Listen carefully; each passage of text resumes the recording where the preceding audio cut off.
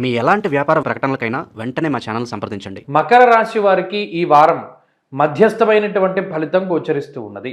పోయిన వారంలో గ్రహణం తాలూకు చెడు ఫలితాలని ఈ రాశి వారికి మనం చెప్పినప్పటికీ కూడా అది గ్రహణ గోచారము, దాని తాలూకు దాని ఫలితమే కొంతకాలం ఉంటుంది.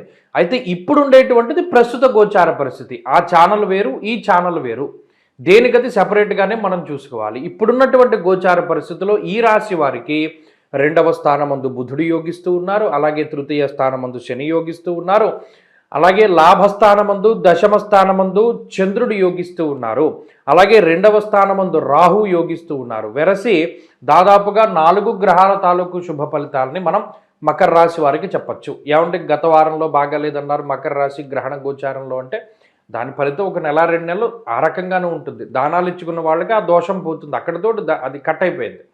ఈ వారంలో మనం కొత్తగా ఈ గోచార పరిస్థితులు ప్రభావాన్ని చూపిస్తాయి. మరలా మన జీవన విధానం మనదే.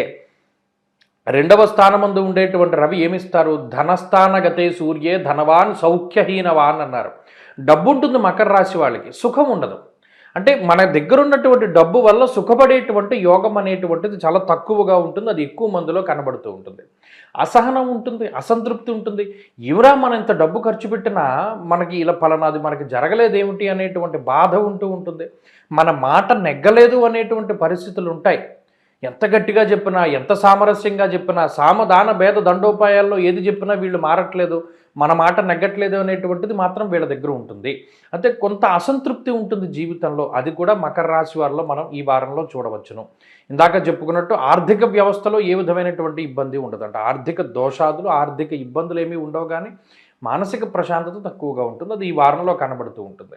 అయితే తృతీయ స్థానస్థిత శనేశ్వరుడు నూతన గృహ ఆరంభాన్ని కానీ నూతన గృహ ప్రవేశాన్ని కానీ సూచిస్తారు. అంటే కొత్త ఇళ్లను కట్టుకోవడము, కొత్తగా కట్టినటువంటి ఇళ్లలోకి మనం వెళుతూ ఉండడము, లేదా జీవితాన్ని నూతనంగా ప్రారంభం చేస్తూ ఉండడం ఇత్యాది విషయాల్లో మకర రాశి వారికి అనుకూలిస్తారు.